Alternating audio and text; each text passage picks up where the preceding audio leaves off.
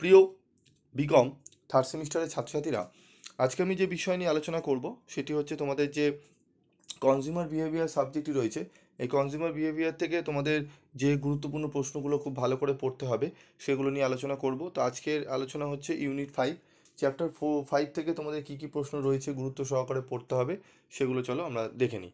তো প্রথম প্রশ্ন রয়েছে 1 নম্বরে, বিপণন তথ্য ব্যবস্থাপনা কী? বিপণন তথ্য ব্যবস্থাপনার ধাপ বা উপাদানগুলি আলোচনা করো, এই প্রশ্নটি ভালো করে করবে। 2 নম্বরে রয়েছে বিপণন তথ্য ব্যবস্থাপনার গুরুত্বগুলি উল্লেখ করো, এই প্রশ্নটি খুব ভালো করে পড়বে।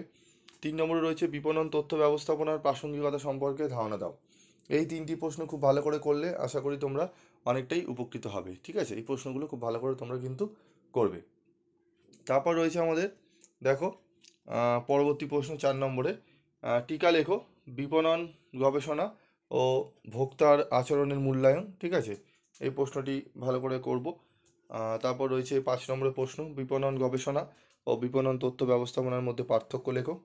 ঠিক আছে, এই প্রশ্নটি খুব ভালো করে আমাদের রেডি করতে হবে। এই 5টি প্রশ্ন খুব ভালো করে আমাদের কিন্তু করে নিতে হবে। ঠিক আছে, তারপর রয়েছে 6 নম্বরের প্রশ্ন, বিপণন তথ্য ব্যবস্থাপনা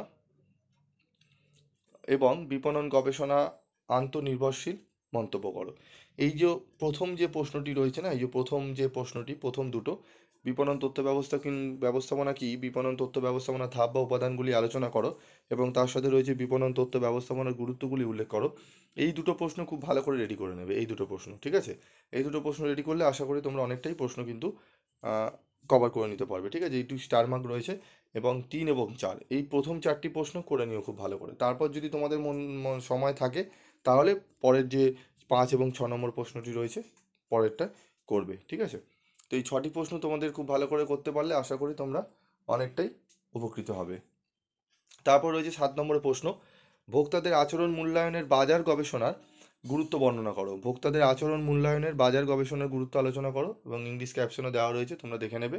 ঠিক আছে, এখান থেকে আমি এই 7টি প্রশ্ন রেখেছি, তবে প্রথম 4 নম্বর মানে 1 2 3 4 এই 4টি প্রশ্ন খুব ইম্পর্টেন্ট। এই 4টি প্রশ্ন ভালো করে করলে আশা করি তোমরা কিন্তু প্রশ্ন কমন পেয়ে যাবে। ঠিক আছে, তো আজকের মতো ভিডিওটি শেষ করছি, দেখা হচ্ছে পরবর্তী ভিডিওতে। তোমাদের পরপর চ্যাপ্টার ওয়াইজ সাজেশনগুলো তোমরা দেখে নেবে।